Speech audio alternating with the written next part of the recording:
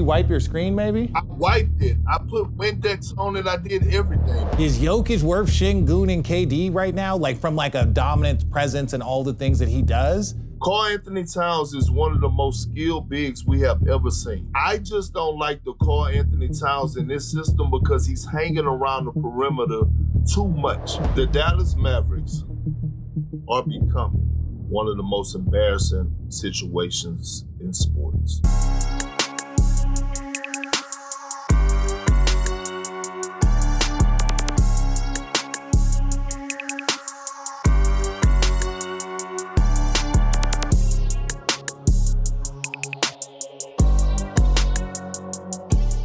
Cheers. Cheers. Good morning. Good morning. Good morning.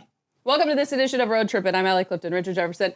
Devin Harris is here. So fun in the Road Trippin studios. And we also have Kendrick Perkins. He is in LA, but he's not in the studios with us. He's in a different studio because he's going virtual this morning, literally VR style, for that company you'll work for, ESPN. Hi, Perk. How are we feeling this morning? It's a rough day. I'm trying to figure this out. This is what happens on Road Trippin. While he figures it out, we'll chat about last night because the both of you are here, but the both of you were 12 hours ago in Dallas in a whole different state. 6 hours. You were calling a game. I thought you were calling a game. Do you work? Sometimes. Damn. Sometimes. Damn. Right. See, shots fired. See, Surprising. just starting. How'd you feel about the game? See what I'm saying? It starts with your energy bleeds into No, don't blame that. That means that people are weak. None of us are weak, right? We all choose our energy. Weak? Yeah. Yes. We all choose our energy. I'm just kidding. Let's start in Dallas because it was exciting. We're gonna do some road running to road rules. Knicks finally got a win on the road for the first time this season. She couldn't say road That's win. a mouthful. Yeah, they're 9-5. Only one of those is on the road. It was against the Mavs last night. Landry Shamet, he was big down the stretch. Sorry, Devin. Back-to-back threes, last 2 minutes. What did you make, before we get into kind of the game and what's been going on with the Knicks? We're going to go to the play at the end of the game, because we've got our resident official here who knows all the rules. I'm not aggressive. I'm not an official. But I'm kidding. That's what people are saying. You put on the uniform. You put on the uniform. No, because this is not for you guys. You did put on a uniform. You guys are fine. It's for the people at home I want to clarify for. I want to clarify for, not y'all.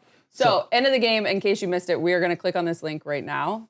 And we want to know if this was an offensive foul, defensive foul. What did you see, Rich? In case those of you did not tune in last night, did not hear what Richard thought. Yeah, you see it. So I'm on the far right side. When I heard the whistle blow, I thought it was an and one. That's what I heard. Now, if you go back and watch the clip, right, the push happens, the bump happens that sends him off his pass before the hook starts. There is 100% a hook, 1,000% a hook. What I'm communicating is that when a player, he was going 100% full speed, he starts to bump him and ride him, right, off of his path. That's what it is. When you start to ride someone off their path, that's when the defensive foul has occurred. You're allowed to meet him, but you're not allowed to push him off of his path using your physicality. That's just part of defense. So once he gets bumped first, then the hook happens. So when I'm watching it from that angle, I hear the whistle, I think, and one, right? And then once I saw an offensive foul, the only thing that they could have called in that specific space when they were like, no, the foul's on Will. You're like, I was like, they called a wrap, an offensive foul? And then you go back and watch. Now, again, we're talking about full speed, fast motion. But from the angle I had, you could see he got bumped first because Landry Shamet is doing what he's supposed to do, right? Is try to gently bump him off of his angle at full speed. And then that's when, to me, the foul first occurred and then the wrap. So that's a tough one for Dallas. We're going to wait for the 2-minute report, but that's kind of what I said in 6 seconds on air. Which, for us, I guess we like the 2-minute report, but for Dallas, we don't feel great about that. They ain't doing that. What'd you see, Dev? I agree with the bump. I guess I want to know where the refs, where were they stationed? Did he have the same angle that you had? I don't know. You don't know? I don't know because I was watching the game. Actually, can we actually run that clip again? You're watching the replay too. Christian, can we run that clip again? Because I thought he was right in front of him. But it's coming at, I guess. Yeah, and again, a lot of this stuff is about your angle. Let's see, where's the official?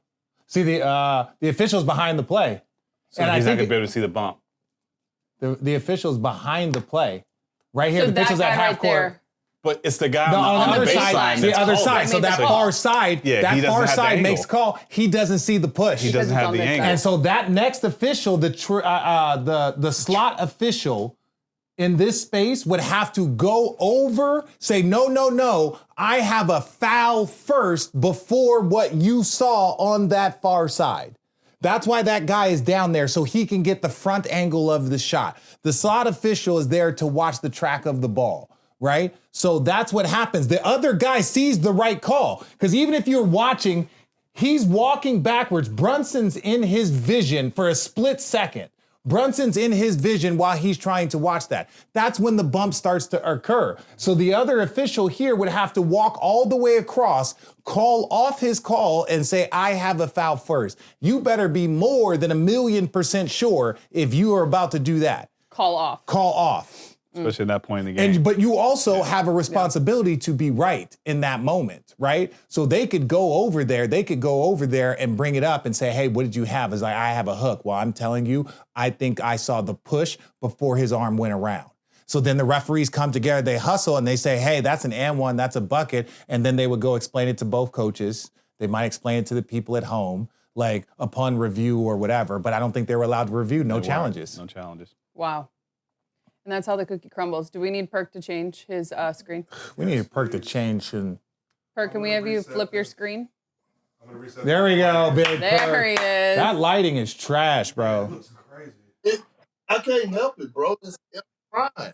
I'm saying, but can you like wipe the screen? Yeah. Can you wipe your screen maybe? I wiped it. I put Windex on it. I did. Yeah, you spin on that bitch. What the fuck? Wait, can I give a shout out really quickly? Hang on. Are we recording again? Yeah, real quick. Okay, Yeah. yep. I just want to give a shout out. Lil Rich is one of those proud dad moments when your son cries.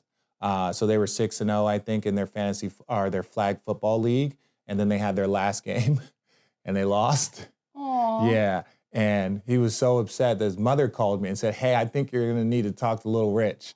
And I'm like, "Why?" She's like, "They just lost it was their last game, and they just lost." And he's like really upset and he's crying, and I'm like, "Yes." Yes. What was the speech? The psycho is building, that competitive chaos. Like that part for me was a proud dad, but shout out to the WNS Jets. You guys had a heck of a flag football season. Can't wait for next season. But it was cool to see it matter so much to him that like he got emotional about it. Like that to me is if you are a parent of an athlete or if you are an athlete, you understand that psychosis is just a little. Some kids are happy to go eat pizza. It's like, we're going to go eat pizza after. Lil Rich is over there bawling, like just like my existence just got destroyed. And it's like, we got to teach him to manage that a little bit. But that was a proud dad moment to know that something mattered so much to him from a competitive space. I actually want to get into that really quick because you guys are all dads and you all have kids. And I actually have, I'm curious of what these speeches look like and at what age and so forth. So how old is Little Rich? He's 10. He's 10. So like, what do you say? No, in that moment, by the time I got to him, we were doing coaches interviews. I was like, she's like, hey, can you speak to him? And I was like, just FaceTime me so I can talk to him. FaceTimes me, I'm talking to, one of the coaches. So I call afterwards. Afterwards, he was better. And I was just like, hey, buddy, Daddy's lost a lot. I was like, Daddy's lost a lot of the last games, a lot. It's part of it. I'm proud of you. Emotions are okay. It means it matters to you, right? That's why we get back to work and we get back because we don't want to feel that feeling again. Perk, what's the message you give to your kiddos? I mean, I don't say nothing to them in those moments. I really don't, because they need to feel it. They need to feel it. And then when I was my son's little league coaches in basketball for the longest, and I used to yell at them like, hey, look, that was your help. You can't turn over the ball. And like my middle son, Kingston, he always used to cry on the floor. Like always used to cry on the floor. And I'm like, look, I don't give a damn what you think or what kind of tears you're shedding.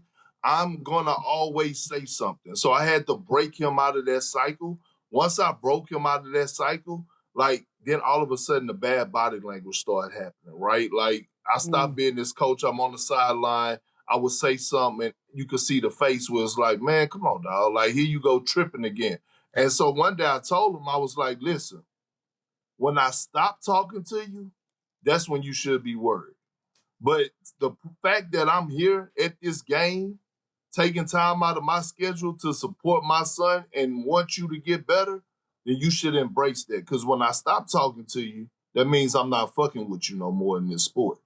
And then I didn't give up on it. No, I feel like our messages are a little different. I feel like our messages are a little different, but I hear your message. No, I hear your message 1,000%. That's why I don't coach my kids. I haven't coached them yet. I've like deferred it because I understand there's goods and bads to it. Because my kids really enjoy it. There's good and bad to it. I'm just more of like, I'm going to wait till you're 12, 13. When you get in that range, then we can have like real, like actual conversations. Right now, I haven't coached them. I just support them and like help be dad. You're coaching. That's different. I'd be an asshole too. It's going to get to a point where you're going to coach them. I agree. No, I agree. But, I'm just waiting as long as I can. No, but you know why? Because you're going to have a coach that's going to be coaching them that's going to piss you the fuck off. And you're going to say, hey, man, look, I can't have my son around. That is why I am retiring from broadcasting at 50. That's why, listen, everybody, I will be done with all of this at 50. My boys will be 13 and 15. I would have done this for 10 years. So I have 5 more years. I'm 45. So announcing my 5-year retirement right now for this specific reason, because I'm so obsessed with my 2 boys. So at that age, I want to be able to be there for all their high school games, all that stuff. I'm not missing Christmases. I'm not doing any of that stuff anymore. So here I am formally announcing my retirement at the age of 50.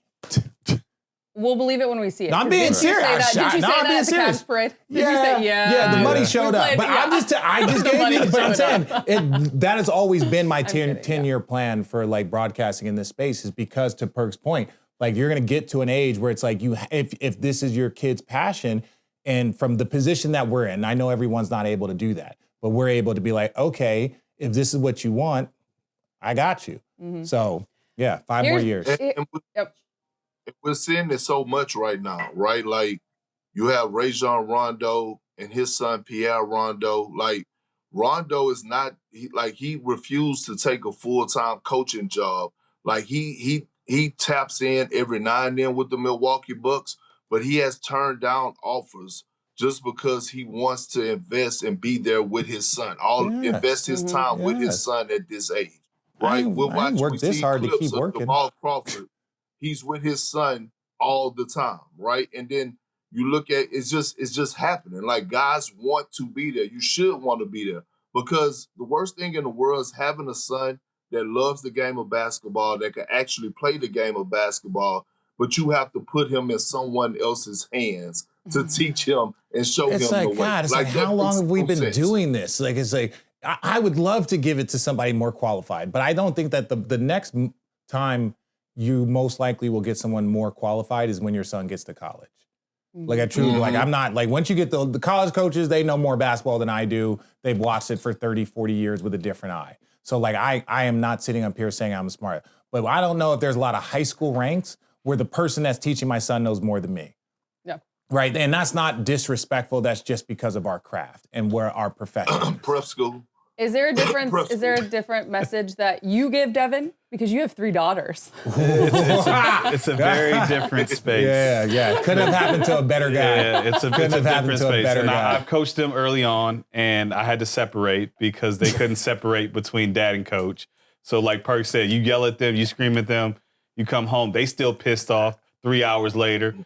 And you like, we need to get over that. Like, no, Dad, I don't. Bad body language, you yell at them about that. So I had to literally step out and let somebody else take that. But I still get the crying and the coach don't like me and this and that. I just try to guide them in a way like, look, the coach knows what he's talking about. He's telling you the same things that I would tell you. You just got to learn how to do it better. You got to learn how to, they don't have that competitive psycho space. Yeah. None of my girls have that. And I recognize that early on. And that's okay. And the recognition of it is like, because then it level sets you of like, I want to be here and support you and enjoy it. Right. Because there's a different type of love that you give those kids. Right. And there's a different type of love that when you got a psycho. Yeah. Right. Like you got a psycho, that's a different like kind of thing. Can I tell you a crazy story about my childhood? Mm-hmm. So it's the district-wide field day. I'd done so well at field day for my school that this was the day. No, stay with me. This was the day that the kids got to go participate against other schools. So I go to ride, my mom gives me some money. I go ride my bike to grab a Lunchable at the 7-Eleven for my lunch. I'm riding my bike to the Lunchable. This lady's looking right. She taps me with her car. She hits me with her car on my bike. So like, I'm like cries, more scared. Like the lady was going 2 miles an hour. Some fireman picks me up and is like, hey, where do you live? Takes me home. My mom told me I couldn't go to the field day, that I had to go to the doctor. When I told you, I was in my room screaming and beating on the walls. This was the only day as the poor kid living in Paradise Valley, Arizona, like that I got to be like, oh, it's my time now. And that's all. I was so psychotic about just loving sports and wanting to compete. When that random thing happened and my mom's like, you can't, like, we got to go see a lawyer. We got to go see a doctor. Like if something's wrong with you, you're growing, all the right things that a parent should do. But it was literally on my way to like the district field days and I cried my eyes out and like beat against the wall screaming. That was probably the biggest temper tantrum I've ever had in my life. You're about to drive home my point. Shout out to moms. Because in these moments, like literally having to, as you guys were just talking about how, you manage the conversations with the kiddos and the man in the house, et cetera. Not only do they then have to manage the emotions that come, because I was that kid, the emotions that then come, but also they have to deal with y'all asses. Yeah. And that's tough. That conversation? Yeah. That's tough. That's why she said, she was like, hey, can you talk to your son? She called me and then like, I'm sitting here like, oh, he cried, he was mad. How mad was he? It's like he was upset. I was like, oh yeah, you're like good. relishing in it. I was like, yeah, that's good. Because that's a blessing, right? If you enjoy sports, right? I don't necessarily win, but like NBA players marvel at LeBron and Kobe's focus. That's a different level of psychosis, right? And like we marvel at it. Like that's why there's a mentality named after it. But like, not everybody got that. Not everybody has our psychosis to be able, Division I, to be able to play that. Not everybody has that. Well, the most important thing about Lil Rich is that the reason that you were so excited is that he showed that he cared. That's the first step of being an athlete, right? It's showing that you care and you want to compete.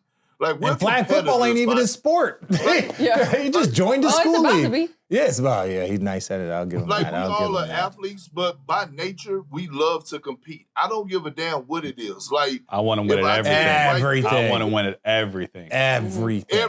Allie, if I tell you right now, I will bust your ass in Monopoly. You go No, you won't. See what I'm saying? It's just it's the competitive I'll poison your nature. drink. And you know why I crave it though? You know why I crave it is like I was the only person in my household that had it. None of my family members played sports. My brothers didn't play sports. My parents were working 2 jobs. So I'm just sitting here with this psycho energy, right? Of just like wanting to compete. I could not imagine living in your brain. Oh my, no, it's not even the brain. It's just like that little fucking golden retriever body bouncing around the walls at 13 years old. So shout out to you, Mom. It took me this long to look into a camera and say that I love you and I appreciate you for everything that you did. Yeah, what took so long? Managing those conversations between dad.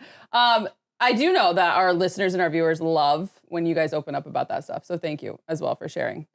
Let's get back to the NBA and the Knicks, the Dallas game. You saw the ending there. For the Knicks, we'll start there. 0-4 on the road until last night's win. What is there any concern? No. How do we feel about the Knicks? Yep. Okay. Perk, go first. Absolutely is some concern. Like, here's my concern about the Knicks. The most important player on the New York Knicks is Karl Anthony Towns. He's not their best player. Their best player is obviously Big Body Brunson. But when you look around the league, especially in the Eastern Conference, and you think about when you get to the postseason, who you're going to have to go against. You might have to face a Giannis, right? You might have to face a Jalen Duren and a Isaiah Stewart, which, by the way, took them to 7 games last year. And Isaiah Stewart wasn't even playing in that series. You might have to face a Bam Adebayo.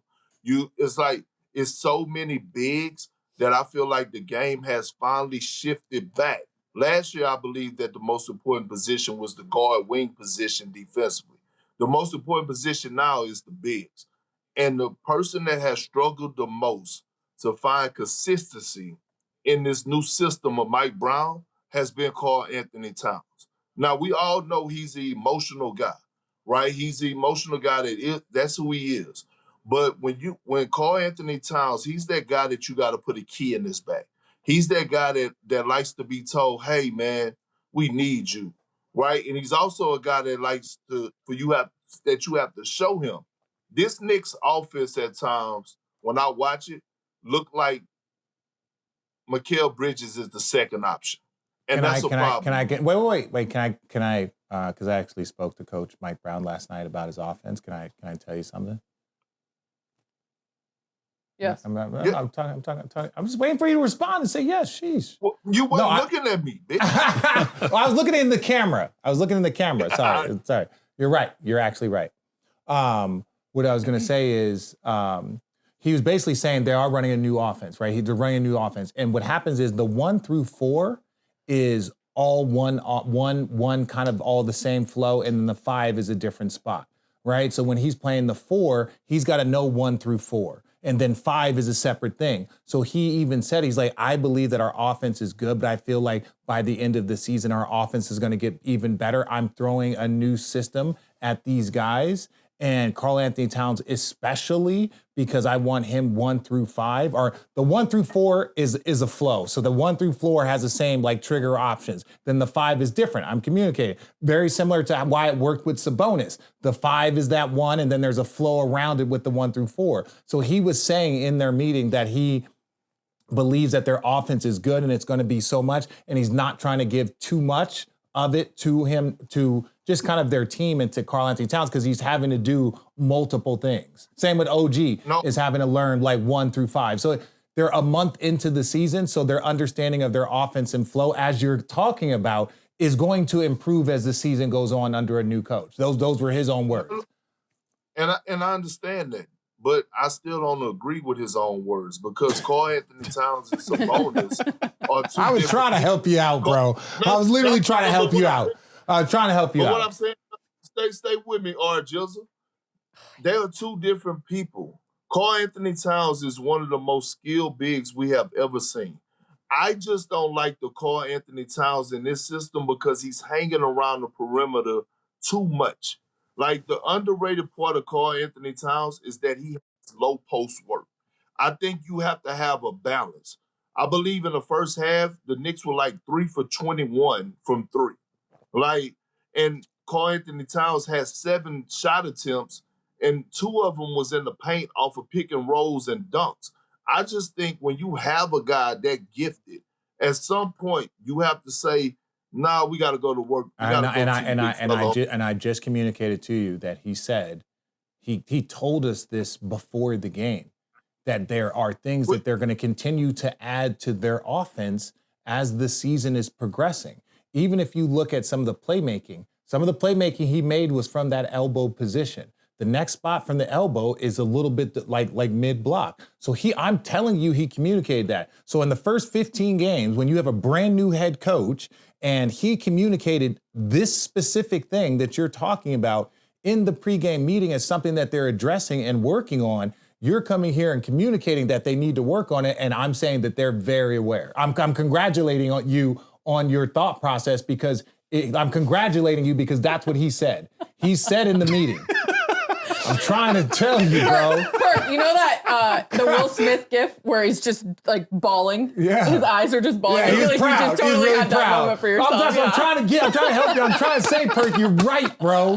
Mike Brown literally said it before the game. No one else knows this, right? And then you come on and talk about it. And I'm saying it's like, yeah, it was very like, hey, this is a part of our offense that we need to improve. I feel like we're good, but I feel like this is where we can go to another level. But I can't give them all of the stuff now. Hey, here's the 1 through 4.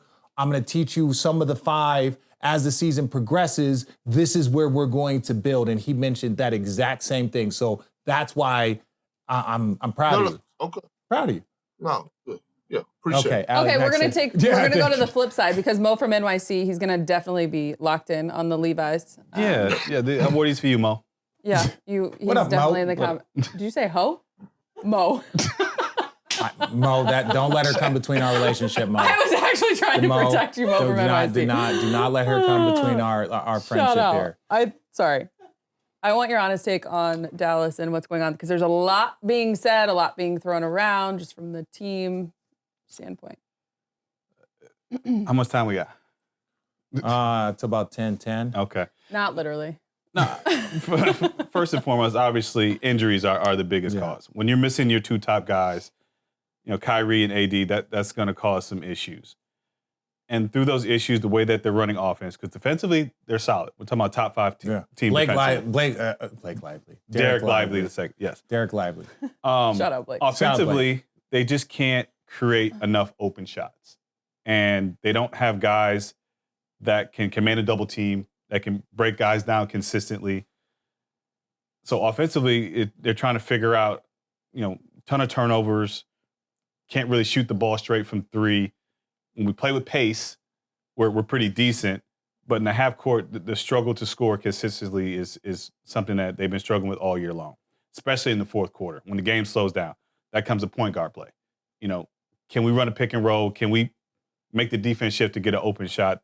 They've been struggling with that all season long, and I don't really know what the fix is. Jay Kidd's throwing a lot of different experiments out there. They don't have a lot of their talent, bro. Show me one team that could take away their best player, not have their second best player all season long, and then their third best player, who is also a rookie. He's the number 1 pick. He's so talented, but he don't know dick about the NBA right now. And that's not a disrespect. Like, he's talented, but understanding the game and how to manipulate the game, he's not there yet. That only comes with experience. He's not there yet. Because it's like, I know this team, I know this system, I know how they guard, I know. You can't do that as a rookie. And LeBron was like a phenom. Like, these guys are next level. Yeah. He's not there yet. So what team could be good missing all of that? Your best player is hurt. Your second best player hasn't played all season. And then your third best player is a rookie. But they're still fighting. That's what I'm saying. They're still fighting. They're the games that they're in, and so that shows me that their competitive culture is still there. Unlike what we saw with the Pelicans, where it's like they just let go of the reins, where it was just like first 3 games, you're lose by 30. Like, I love my guy, Willie Green, right? But ultimately, like, the franchise was doomed, and I think the energy permeated throughout the entire club, and that's what you saw in the performance. But I think they just, hopefully AD comes back in a couple of weeks and gets on the floor, but they just come back what? On the court. Oh. You don't think he comes back on the court? You got to get back on the court sometime, Perk. Yeah, to up his trade value. For whatever reason, he's still got to get back on the court. Yeah. I'm not into that combo. For this conversation, I want you to separate yourself, and this is solely on me, okay? Here's the thing. The Dallas Mavericks are becoming, or has become, one of the most embarrassing situations in sports. Real talk. I mean, we're talking about a team that are 2 years removed from the NBA Finals, okay? A team where people used to want to run to go be a part of that organization. Now it seems like people are running away from that organization. Here's why I say that. I believe the Mavs has lost 2 or 3 assistant coaches to other organizations. They traded away their international superstar, right, to quote unquote win now. And Luka Doncic, if people don't know his name Luka Doncic, who's leading the league in scoring right now for the Los Angeles Lakers. And on top of that, now all of a sudden, it is Shams Charania reported yesterday that the Mavs are openly shopping Anthony Davis, okay? And we're here now. And then Mark Cuban, our great friend Mark Cuban, goes on The Athletic, I believe it was, and says, those rumors are not true. We're trying to win now. And then my sources tells me that Mark Cuban doesn't even have a voice like that in that organization to even be a shot caller. So I'm like, well, damn. So I got to start making phone calls, okay? I got to start making phone calls. And it is a little heat over there, you know what I'm saying, when it comes with that information about AD being on the chopping block. And if you're Anthony Davis and you hearing those rumors, why would you want to stay there? Why would you want to continue to buy in back in there? Now, here's what I would do, okay? If I'm AD, I'm doing everything in my power to get to Philadelphia. To get to Philadelphia. Y'all want to trade me? Cool. I believe Anthony Davis to the 76ers makes all the sense in the world, okay? We know what they need over there. Joel Embiid needs a shot. I mean, not trying to be rude, but just keeping it real. You get AD over there alongside Tyrese Maxey, 76ers look like a totally different team. Now, my sources are also telling me, D. Harris, you know I had sources. Allie know, damn it, I got sources. I just don't do a lot of reporting. But my sources are also telling me, the big fella, that Detroit has a lot of interest in old Anthony Davis. You know what I'm saying? So when you look at these situations and if you're AD and you're hearing these rumors, hey, man, you know what I'm saying? Why your eyes look like that? Because I didn't think Philadelphia. I didn't think Detroit for Anthony Davis. Yeah, because look, think about Detroit for a second. You got to match the money. You get rid of Tobias Harris, who's making a lot of money on the expiring contract, right? You'll be able to pull off maybe some young talent. But long as you keep Cade Cunningham and Jalen Duren and you bring AD over there to that I like Pistons Thompson club, too. I know the other brother is better, but let's not act like his brother grow on trees either. Right. He ain't the ugly twin. He ain't the ugly sister now. Like what's the all defensive. He's an all defense. There's a reason why their team is like this. He's a key component into that, right? Like these two boys get drafted, all of a sudden they top defenses out there. That's what Philly is so interesting. Yes, they're nasty to watch. Their games are it's like that game last night. That they play those games all the time. Now they beat people up, and I love it. It is the beauty of it is how ugly it is consistently. It is beautiful how ugly it is. Think about this for a second. Tyrese Maxey is the face of that franchise. We know who his agent is. Rich Paul. All right. Anthony Davis, we know who his agent is. Rich Paul. Perk, I'm just saying. I appreciate your take on that because one thing's for sure, I don't like seeing AD on the sideline. No, it's not fun. And you know he wants to be out there. Obviously, to your point, like from the eye injury to the calf injury to where we are now, it just doesn't look right. But we always want more from Anthony Davis because when we watch him play basketball, we're always just marveled at what he can do. The rebounds, the blocks, the running, it's like every time you watch him, right? And it's like you want more from him.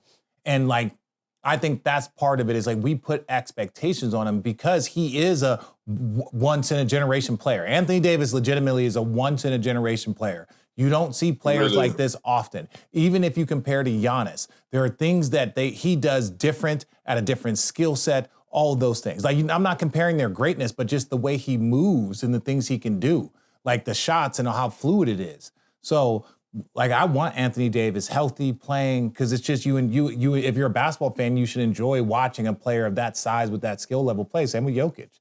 For sure. All right. Anything else you want to add from the Dallas side? I'm not going to put you on the spot or anything. Ashley puts you on the spot. No, I'm respecting the position. Yep. No, I just think from a fan standpoint, it's just kind of disappointment not to be able to see Kyrie and AD on the court together. And what that could be like. We felt a little bit robbed of that. And I feel like, we saw it in Nets with James Harden and Kyrie and KD. Never got to saw them healthy on the court. So I think they feel a little bit robbed. That's a great point. All right, let's That stay ain't in. the only thing they feel robbed about. Just add that to the list. Let's stay in the great. I got Christian laugh. I got Christian laugh. The great state of Texas. Looking ahead, the Rockets 10-3. They've got Denver coming to town 11-3 on Friday. It's an NBA Cup playoff game in that Group C. A potential playoff matchup. Both playing amazing right now on their own little paths. What are you smiling about? I'm trying to imagine this game because I'm like. Take me inside because I'm going to be inside of it, literally. No, what I'm saying is like I'm watching this game and I'm like Sengun versus Jokic, and it's like Jokic is still like a third better. And then you got KD, but KD's their number 2 is better, way better than any other two over there. So then I'm thinking like, but is Jokic so good that he equalizes Sengun and KD? So those two of them, and then I'm like, I don't want to disrespect KD now, right? But it's almost like Jokic is playing at such elite level that the two of them equal what Jokic is, and then it becomes everybody else from that. And I'm like, then that's what made me smile in my head. I'm like, is Jokic worth Sengun and KD right now? Like from like a dominant presence and all the things that he does? He's basically that. He's basically Sengun that shoots like KD. That's basically what he is. This is a fun conversation. I woke up to a text from the great Ian Eagle this morning on our text chain. Shout out my guy, Ian. Myself, we have the call for Prime on Friday, and it's literally a rocket and because of the interview with Sengun last night. Talk your talk, Alpie. Obviously a big night for them. Okay, can I just say something real quick? Yeah. Ian Eagle, forget all of the analysts and all the people that you find funny on podcasts. Ian Eagle is the funniest person in the sports industry. He is the funniest person in the sports industry, period. Very fair. If the playoffs started today, Rockets and Nuggets play in a 7-game series, who wins?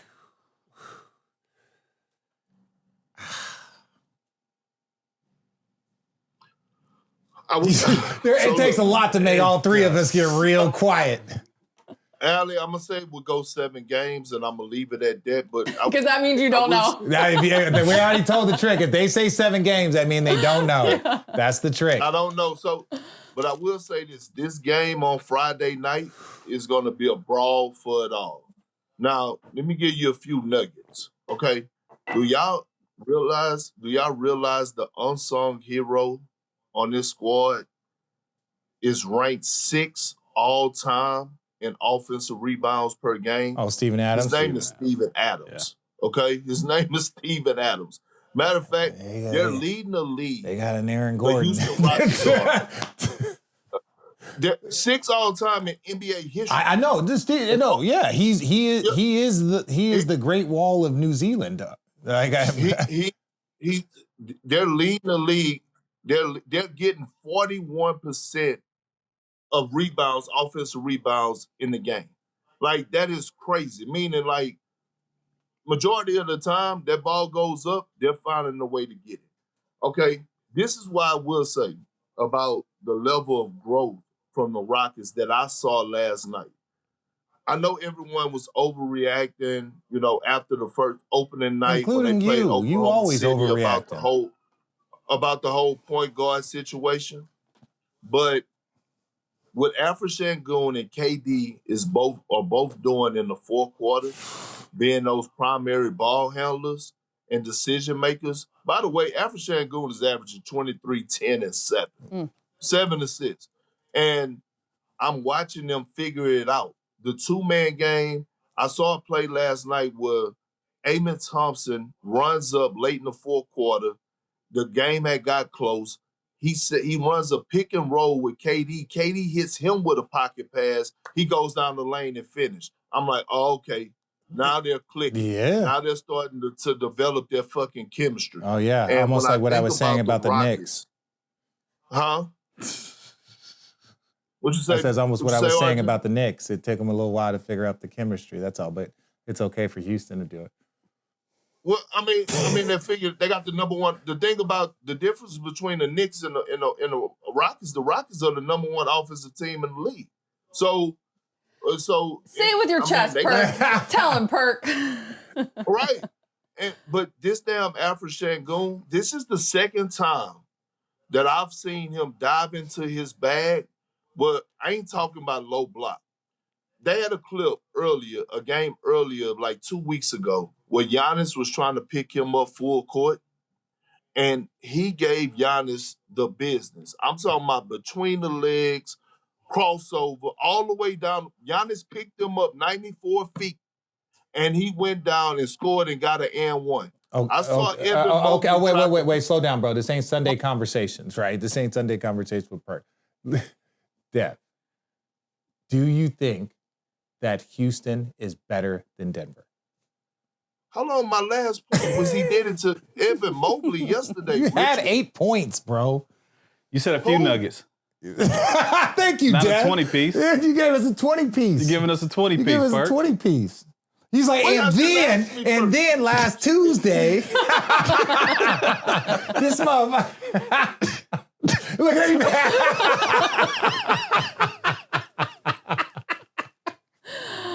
Perk, I'll take the 20 piece. I was greatly appreciating my it. God, I wish he was here, bro. I wish he was here. Don't get mad at me, bro.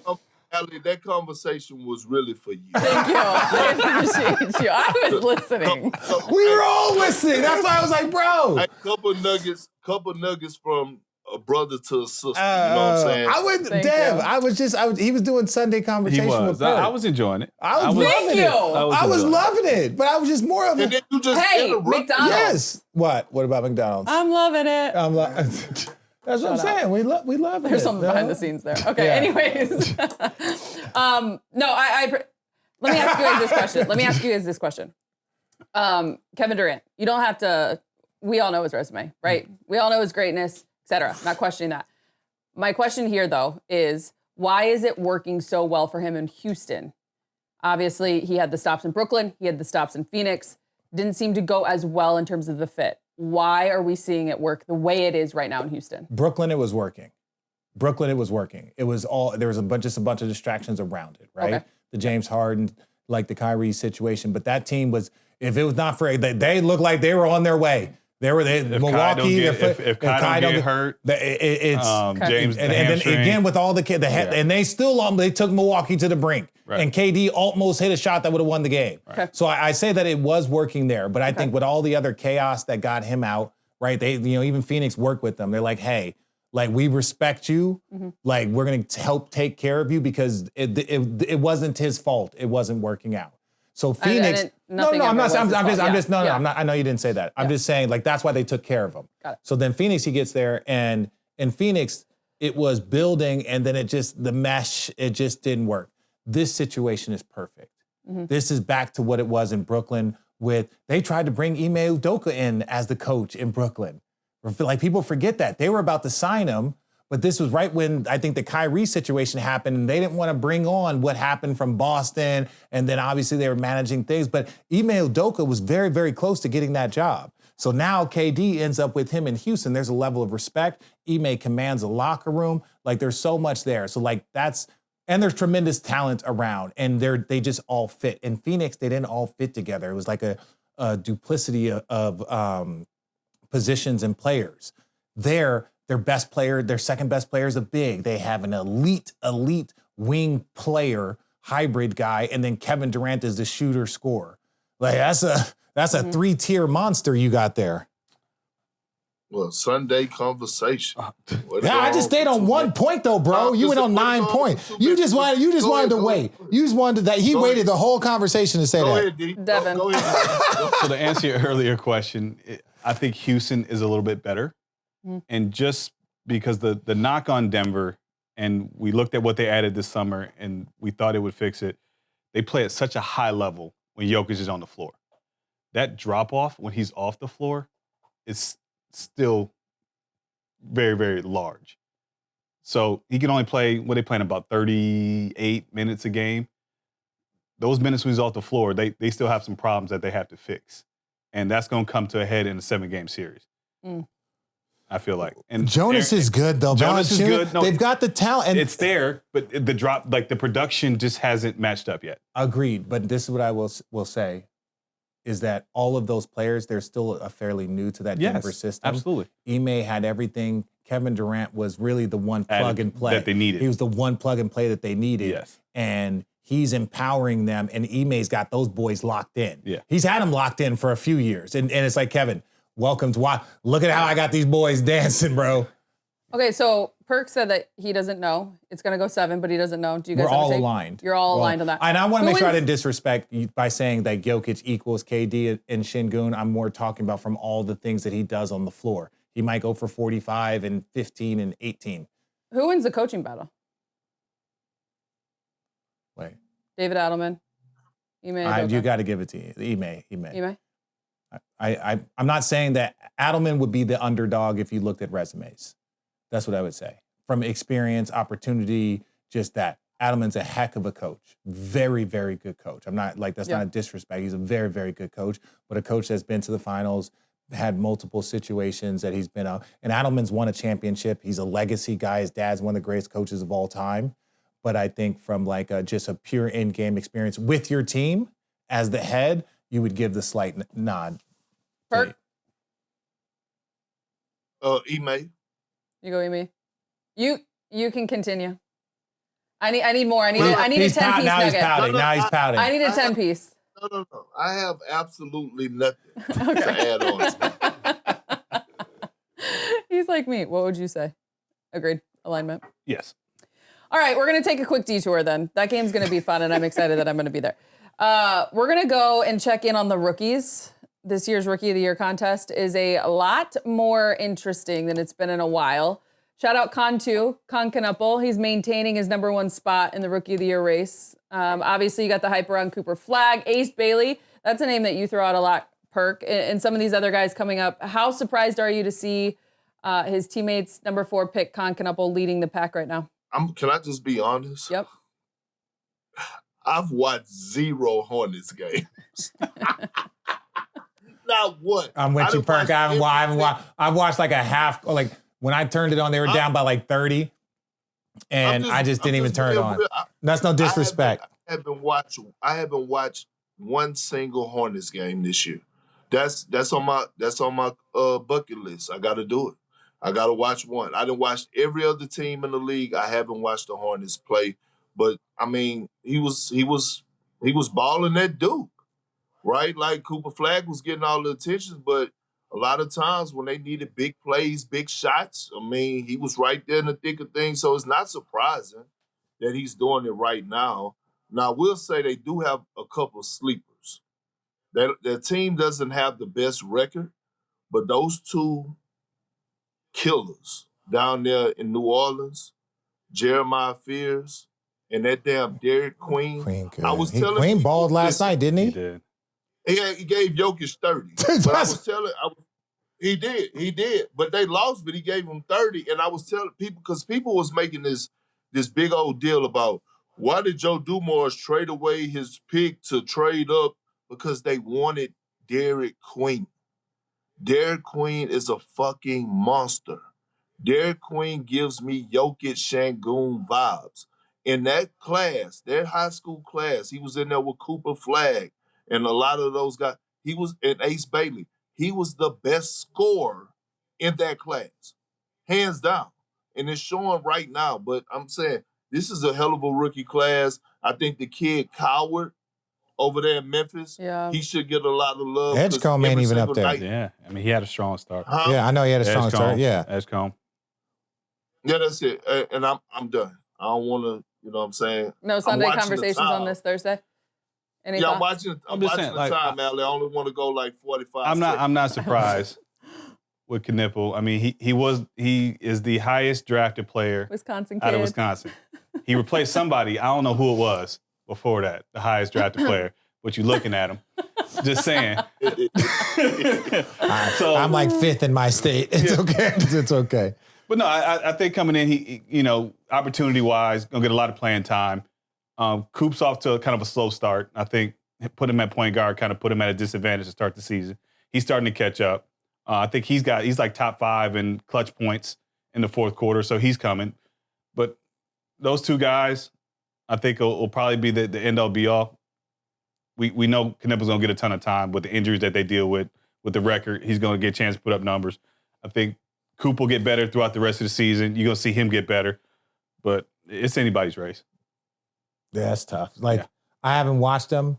Now, I truly, you see the numbers. I haven't watched them. They're not on the test, right? Like, they're not on the national TV test. You got your national schedule. Mm-hmm. You see the teams that you have. I shared with everyone. I'm biased. I watch Con because of. You watch what? I watch Con. Is that his name? Hey, what's his name? Con. Knueppel. Oh. Yeah. His uncle coached at Toledo. Oh. So I know when he was a little boy running around that's Toledo awesome. games. Yeah. No, okay, so that's fair. You have so that's fair. So, but I'm just saying, it's like some of those teams, we only got so many eyeballs and so many hours. And once you start to see it's Houston, it's Golden State, and when everybody would complain is that, like, now you have so many teams on national television all the time. So you got to be in the top 2/3. If you're in the top 2/3, you get to watch. But a lot of those guys I haven't gotten a chance to check out. All right, we got a fun one. And Perk, I'm going to need some energy before we wrap this thing up, okay? You can have more time. You can have more time. Look at him. He still got his hand on his neck. Don't let this dude over here deter you. The Kings are allegedly blowing up the team and trading off their key pieces in favor of a rebuild. Who? The Kings. He said who? Who around the league should be looking at DeMar DeRozan? We're going through it. That's a lot of money. I'm telling you, the money situation is messing it up. Perk, you had someone for AD right away. Let me say this. We're about to start to see a trend of the old heads like completely vanish and be out the league.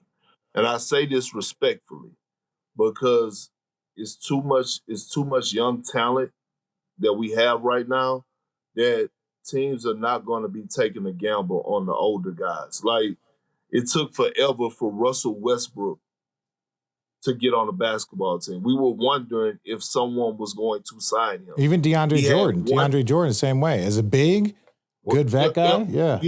He had one option, which was the Sacramento Kings. And now all this plays a part. The Bulls are winning right now. The Bulls got rid of 2 players off their roster, DeMar DeRozan and Zach LaVine. Both of those players are in Sacramento. The Bulls are having success. Sacramento is not. This has no reflection on what DeMar DeRozan has done in the past. He's an all-time bucket getter, right? Like, I believe he has 20,000 plus points. I'm not knocking who he was. I'm talking about where the league is trending towards now. And if you're an older guy and you're not out there and your team is not having success, then all of a sudden, we already know. We saw it happen with Russ. You go from making $60 million to all of a sudden you sign for $3 million, and all of a sudden you're on vet minimum. And once you start getting to that range, we all know. Expendable. Ain't no climbing back up. Yeah. So as much as I respect those guys, I don't blame the Kings. Here's the thing. When you talk about blowing it up, where does a guy like Sabonis ends up, right? That's the more like attractive piece. I mean, we're going through it all. I was going to go DeMar, LaVine, Russell, Sabonis, Malik Monk. They got a lot of pieces, but the values, it's the money. It's the money that a lot of these guys make that I think could make it difficult. Right? It just with the aprons and the caps, and it's just, and again, I don't know, but I'm saying if this team was blowing it up 6 years ago, there would be suitors all over the place. They could strip it apart. Remember what Utah did? They traded Royce, they traded Donovan, they traded Rudy, they got rid of everybody and started over. Right? It's harder to do that now with these rules. Because teams are more afraid. If you're in that first apron, you can only carry like 14 roster spots and not 15. So it's like it's just lockout coming. Outside of LeBron and KD, D Harris, it's not looking good for the old heads, right? And seriously, Steph, think about it. The Clippers, oldest team in the league. See what's happening with them. Okay, cool. Look at Phoenix. Like, shout out to Devin Booker and what they're doing over there. They're winning basketball games. even Portland been playing some great basketball. Like, I know they got Drew Holiday leading the charge, but like these old heads are weeding themselves out. And when you say is this generation, like obviously it's KD, LeBron, and Steph. We see where all three of them are still very relevant, good. But the other players that are in their generation of Westbrook, Chris Paul, the guys like Drew Holiday, Al Horford, all of those guys that were kind of a part of that, late 2000s, like 2010s, like this is you can see the transitioning period happening. And that's with the top three lasting 20 damn years. And now you're starting to see this flourish of talent come in. Speaking of old heads, we're going to end with this. LeBron, he made his season debut on Tuesday. Who? LeBron, 11 points, 12 dimes, 3 boards, 30 minutes of action. He said in his post-game interview, I can fit in with anybody. I don't even understand why that was even a question. What's wrong with these people out here? He said it with a smile, laughing, clearly talking to someone, though. His double-digit scoring streak has extended to 1,293 games. I'm going to be honest. I texted Rich and said in the first half, I don't know if Bron's going to get I said he will play he will play 48 minutes to get that 10 points, and JJ knows it. JJ knows it. But Bron is... I then told him in the locker room afterwards. He laughed. He laughed. Yeah, I was like, now he's going to get it. But it's just like he also falls asleep. So if he finishes a game, he's going to finish the game with that. But it just... Do you guys have anything change your mind in terms of the Lakers? Can I say, I played 1,100 games in my career. He scored more. I played 17 years. 17 years, played a lot of games. And I played like 1,100 games in my career. That's how long his streak is. He has almost 1,300 games of double-digit scoring. I feel like the ball, I think the ball might be upstairs. I have my 1,000th game ball. Wow. Yeah. Bron's return, does it change anything? Lakers 11-4 right now. Heck yeah, they look good. Does it make you think any different? Perk, I see your eyebrows raising. I was always high on the Lakers. Yep. They just happen to be in a conference with the best team in the league in the Oklahoma City Thunder. But like, who's going to benefit the most from Bron being there? It's going to be DeAndre Ayton and Jackson Hayes. Sometimes I dive into my numbers. You know what I'm saying? Y'all know I don't like to read, but I go into my numbers. Since we going into numbers, LeBron over the last 10 years has 1,230 assists to big men, right? That's ranked 5th in the last 10 years. Here's why I bring that up. He had 12 assists, five of those dimes were to his big man in that game. And when I saw it, a lot of it wasn't out of just the pick and roll. A lot of it was like, remember how Double T, Tristan Thompson, used to get a lot of those easy buckets, Braun on the low block, Double T dunking in, all of a sudden, because the trap have to come, getting floaters, dunk finishes, right? And then if he didn't have that, he was skipping into the corner to K-Love to knock down Trey balls. Well, what Bron is going to bring to this squad is that low post presence that they need. And I thought, at this age, Bron loves to go on the low block. And he loves to dissect the defense from the low block. And I feel like DeAndre Ayton is going to benefit more than anyone else from LeBron James being on the floor. And the Lakers are just, to end it, I don't want to go too long. I don't want Richard in his fucking feelings. So I'm going to end it with this. You've been going for 3 minutes.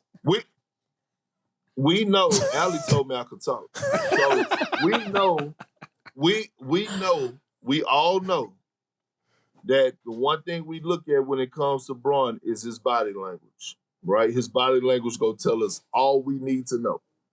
The man was happy as hell out there. That man was smiling from ear to ear. He gave Austin Reeves a hug so tight when he hit that 4-point play. I was like, oh. Me too. Oh. I said the I was same like, thing. oh shit, he's fucking with these guys. So you know. He's always fucked with Austin Reeves. Come on, Austin been his work. I agree with you. You would have thought that they won. Yeah, well, he was just happy. That's that psychosis. Happy. He was so happy to be back out in a place where his psychosis was normal. This is what I will say about the Lakers and where I stand with the Lakers. This is where I stand with Lakers as Perk looks off in the distance. No, I'm not looking off. Yeah, whatever. I'm listening. This is what I would say. The Lakers are a very good team. In the second round of the playoffs, they could potentially meet Denver, Houston, OKC. That's what I'm saying. Potentially they can meet those teams. And as good as they are, they would be the underdogs and they would have to overachieve. Those three teams are well-balanced, youth. They have all the pieces.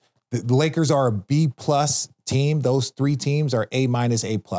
And that's all it is. Mm-hmm. So that's where I would say they get to the second round of the playoffs. Maybe they have a great playoff series, and then that gets them to a conference finals.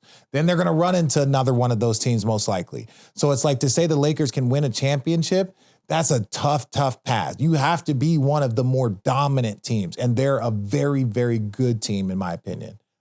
I agree with Perk, but I'm going to disagree with Perk.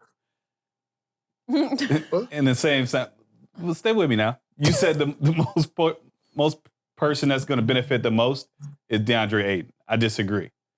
I think Luka and Austin Rivers are going to benefit the most. Or Reeves. Reeves. I said Reeves? Yeah, we do it all the time. We do it all the time. Rivers, Everyone does it. Yeah. To have that third person that can control the offense allows them to rest on offense, and they don't necessarily have to exert so much energy out there. So Luka can give 3-4 pick and rolls, dissect the defense. All right, I'm getting a little winded. Let me go stand in the corner. Let me drop it to Bron on the block.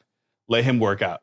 Then it keeps him more engaged, and also he's not having to grind every single time down trying to create a shot. So he's a lot fresher in the fourth quarter, and he can be more dominant. Same thing with Austin. So I think those two guys benefit the most, especially carrying the load that they carry offensively.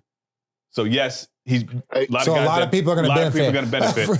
Those two, I think, benefit the most. Hey, D. Harris, I love to go fishing, right? And so I don't know if you knew that about me. I do. You're a country boy. And I threw the bait out there and you took it. Thank you. Because here's where I challenge you at on that aspect. Go ahead. That's one side of the floor. But defensively, Braun is probably one of their best defenders. Braun is probably one of the loudest talkers in the league when it comes down to talking defensive coverages, defensive assignments. That's what DeAndre Ayton needs as well. So when you talk about being that anchor, you talk about a guy that's pointing you in the right direction. And I could hear him now. Hey, D. Ayton, screen coming. Get up on that screen. I got your back. Like, you don't know what that does for a guy like DeAndre Ayton and help him put in position, because as great as their offense has looked, the Lakers, their defense stinks. They're one of the worst teams in the league defensively. They'll get it right. And so in order to pick that up, we go back to the most important player position in the league. That's the center position. And I just think Braun is going to benefit DeAndre Ayton and impact DeAndre Ayton in so many ways that it's going to help elevate them to that A-, A+ status that RJ was just talking about. Okay. Their defense sucks, yet they're 11-4 on the season. Tells you exactly where. And they got a great stretch in front of them. Yeah. They got a great 8 games. Whew. Yeah. Great they got stretch. a great 8 games. All right, we're ending it here. The exit ramp. Some predictions. How many games did the Thunder win? They're 15-1 right now. The preseason over/under was 62.5, more or less. More. 63, 64. I need some enthusiasm. More. I said 70, Al. No, they're not going to go 70. He literally just projected through the screen. If they want to repeat, don't go 70. If they want to repeat, in my opinion, don't go 70. I'd say 65, 67. So over. Perk, you said more. You said 70? I think they could. I think they could if they wanted to push it, if that was a goal. But don't make that a goal. But Richard, this is why I asked you this. Like you saying, don't go 70. Like what? They can't help themselves. Like they're obsessed with winning. They don't want to. I agree. Like, Perk. I agree. What I'm saying is, there is no team that is naturally good to win 70 games without having to turn the flame up a little bit. they gotta go a little hard, saying that becomes an achievable goal. That's why it's only been hit twice in NBA history. Only been hit twice in NBA history. So if that's and only one of those teams won, right? The only one team won. They missed it by 2 last year, right? They got 67, 67, 68, something. Yeah. So that's what I'm saying. I would put them right around that same number. If you want to get to 70, that means those last 2 games, you might not rest your guys. You might, you know what I'm saying? Guys will play through a little bit more bumps and bruises and come back a little bit sooner. But if you got to go through Houston, and the Lakers, and you got to go through Denver, forget those 70. Get number 1 seed, chill out, and then go rev it up again. If you want, there's no hero in 70. Unless you can get 73. We know what happens when that. I'm saying, unless you get 73, 70 is a cool number. But it ain't the second, it ain't the second best, and it ain't the best. And it ain't 6-7. All right. We're going to end this episode. Dear God, I hate that. My daughter's obsessed with it. Obsessed with it? LaMelo. Obsessed with it. We're going to end this episode reminding you all to go buy some Chosen Family wines. Use code ROADTRIPPIN10 to get 10% off. Hit that like button, that subscribe button on YouTube. The Richard Show is also there as well. So we're dropping this week. Do yourself a favor and watch a couple of episodes. Richard. Oh my God, I can't stand it. Perk, we miss you. Love you, Perk. We will talk to you soon. It's great listening to you, man. Awesome. What did you say? Shut up.